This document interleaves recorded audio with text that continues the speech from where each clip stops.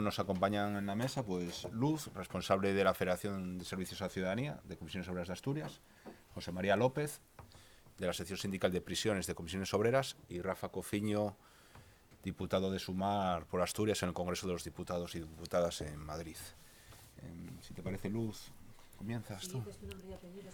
Sí, Luz García, secretaria general de la Federación de Servicios a la Ciudadanía de Comisiones Obreras de Asturias.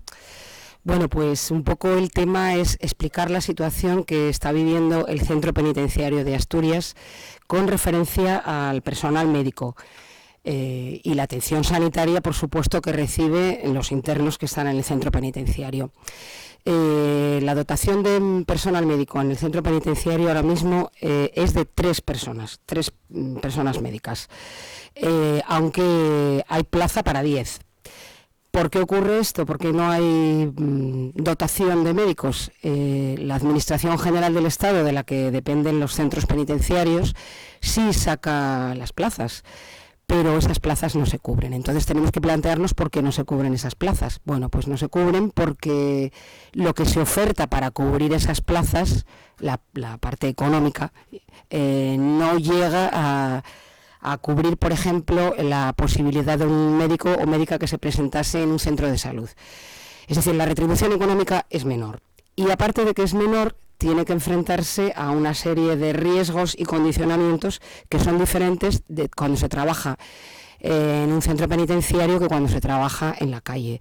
Estamos hablando de que además, no solo por el riesgo primero del personal interno de los centros penitenciarios, y por otro lado, porque no solamente tienen que hacer la función médica en sí misma, sino que tienen que además determinar si una persona puede ser sometida a un proceso de aislamiento, tienen que formar parte de las juntas de tratamiento, de los consejos de administración. Es decir, hay una serie de funciones que van más allá de la parte estrictamente médica, médico-administrativa, que implica más tiempo, más dedicación, y encima no se está valorando esas funciones añadidas a la parte exclusivamente médica, de tal forma que salen las plazas y se quedan sin cubrir. Esto nos tiene que hacer plantearnos que quizás la oferta de la plaza no es atractiva para el personal médico y por eso no se cubren. También hay que tener en cuenta que trabajar dentro de un centro penitenciario supone asumir todas esas funciones y que, aunque es verdad que existe un plan para controlar las agresiones dentro de los centros penitenciarios por parte de los internos, no funcionan. Entonces añadimos todo eso y no encontramos profesionales. Entonces nos parece que, bueno, esto no puede seguir así, porque el planteamiento, ¿cuál sería si no tenemos personal que trabaje dentro? ¿Qué vamos a hacer? Pues nos iríamos a la externalización de servicios, es decir, contratarlo con una clínica privada. Y estamos hablando de ceder plazas que a día de hoy son de la Administración General del Estado, cederlas a entidades privadas. No nos parece que además den la atención que debe darse, y que nunca va a ser igual que tener a alguien allí que pueda atender las necesidades médicas. De hecho, ahora mismo sí que hay en algunos lugares atención, teleasistencia médica.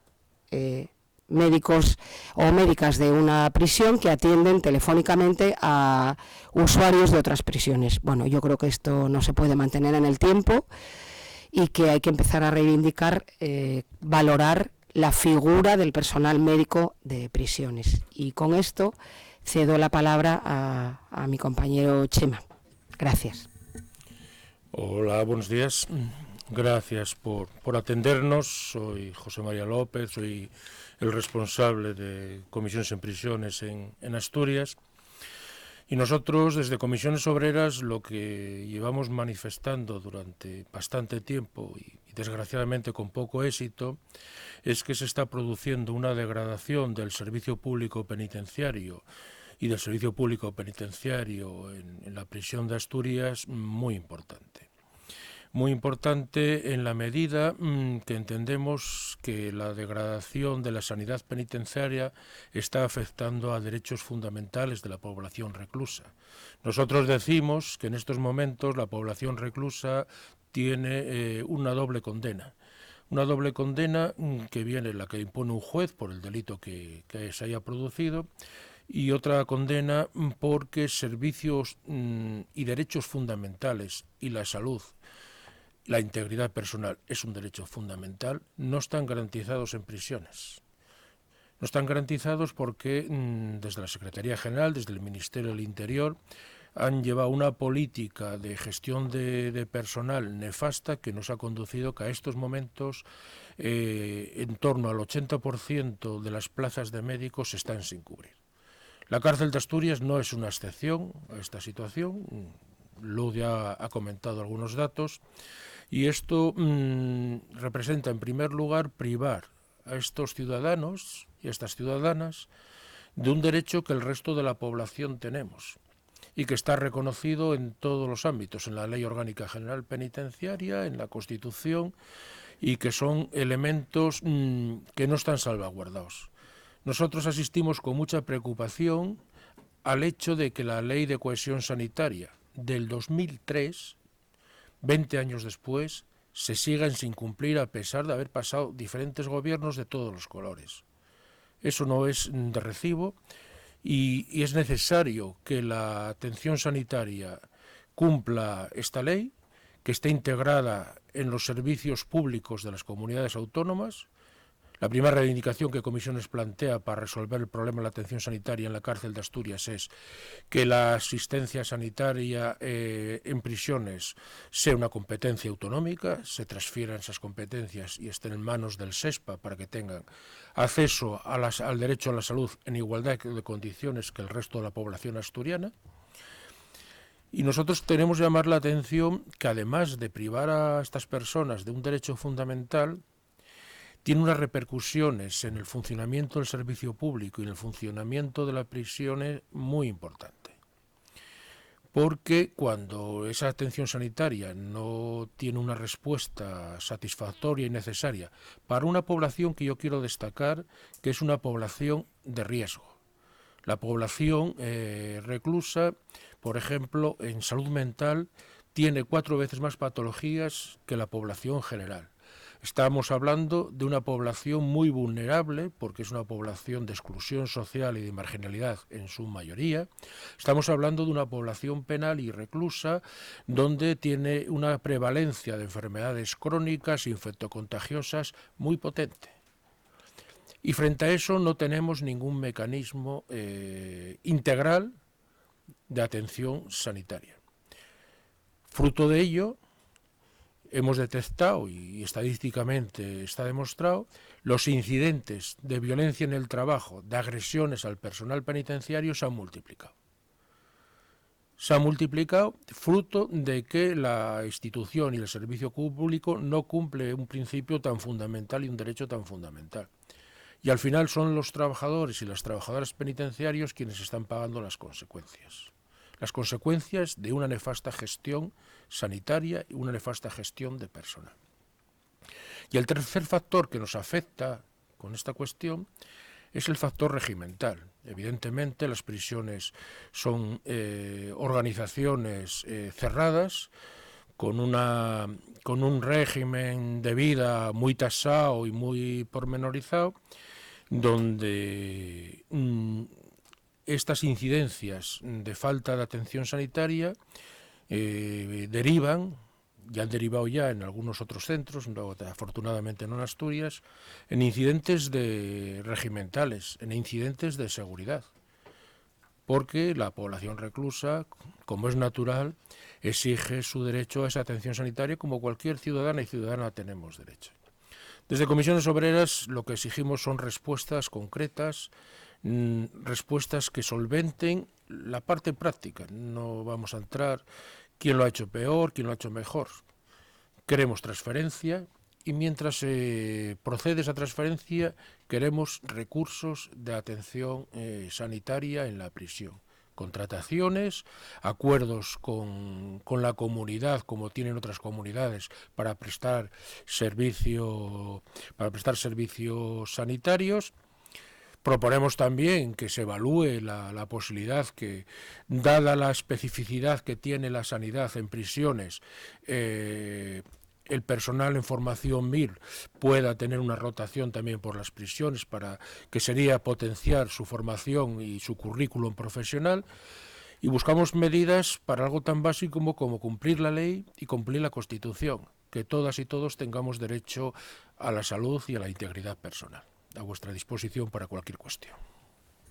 Gracias, Chema. Como veis, desde Comisiones Obreras queremos denunciar que en nuestra comunidad autónoma hay unas 1000 personas excluidas del sistema sanitario, que no ven cumplido el derecho fundamental a la protección de su salud y que mientras tanto no podemos seguir mirando hacia otro lado. El Principado de Asturias tiene que poner también manos a la obra para buscar soluciones. Una de ellas puede ser conveniar ese servicio, mientras se exige al Estado que se cumpla la ley, que hace más de 20 años ya se ha regulado que es una competencia transferir a las comunidades autónomas como solución estructural al problema que estamos denunciando esta mañana.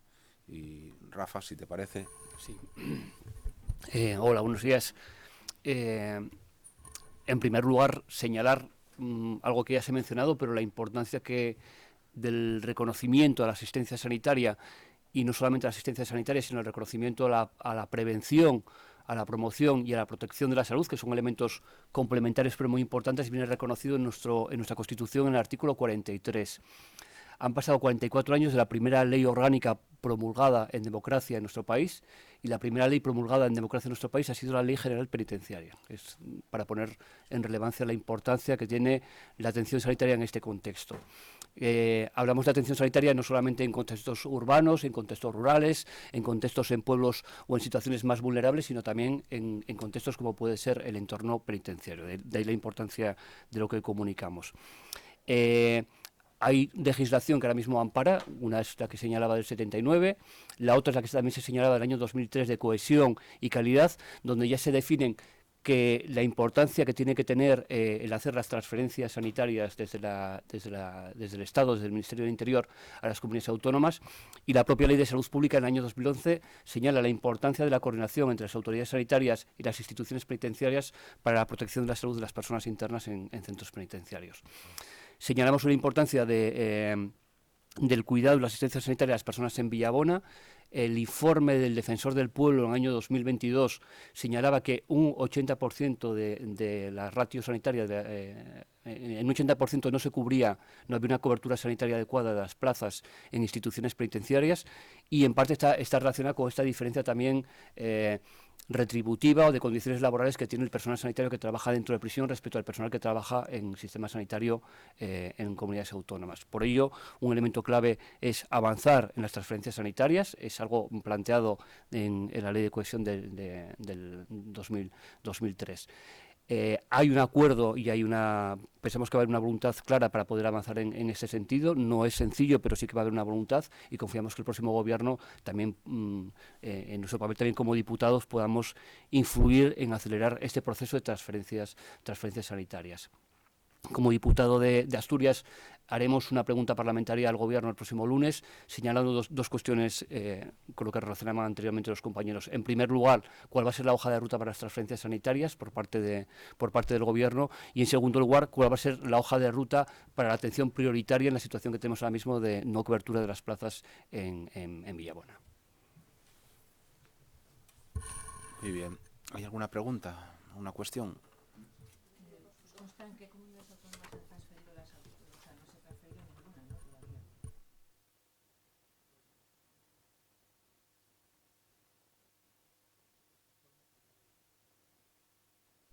Ahora sí. Actualmente la transferencia de las competencias penitenciarias están transferidas íntegramente en Cataluña y en el País Vasco, y las sanitarias están transferidas en Navarra. Esa es la situación que tenemos actualmente.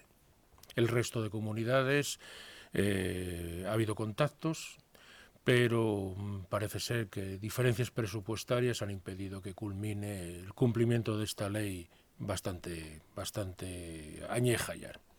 ¿En Asturias se ha planteado en alguna ocasión en estos 20 años, o va a ser ahora la primera, porque este asunto se tratará también en el pleno de la Junta esta próxima semana? ¿Ha habido algún intento previo a esto? Comisiones en otras legislaturas regionales hemos planteado a los diferentes grupos la necesidad de que el Principado abordase el cumplimiento de esta ley, pero no hubo una propuesta parlamentaria orgánica ni una iniciativa parlamentaria en este sentido. Nosotros llevamos reivindicando el cumplimiento de la ley desde su nacimiento. Menciona incidentes, previamente mencionó incidentes de seguridad, precisamente por esa situación de enfermedades crónicas que hay bastante prevalencia en prisiones. ¿Se está refiriendo en todo momento a agresiones, a este tipo de...? Hay dos tipos de incidentes ligados a lo que estamos hablando de la falta de atención sanitaria. Por un lado, reacciones de carácter individual por falta de esa asistencia que derivan en agresiones al personal. Las agresiones en prisiones se han multiplicado por 10 en 10 años. Somos, dentro de Europa, el sistema penitenciario con mayor volumen de agresiones físicas por trabajador. Y el otro aspecto de los incidentes a los que nos referíamos, referimos a incidentes colectivos de carácter regimental, es decir, cuando el orden establecido dentro de la prisión está cuestionado. Pueden pasar por intentos de motín, por plantes, por situaciones de este tipo que ya son situaciones colectivas. Hemos tenido varias, ya digo que en Asturias afortunadamente no se ha producido ninguna.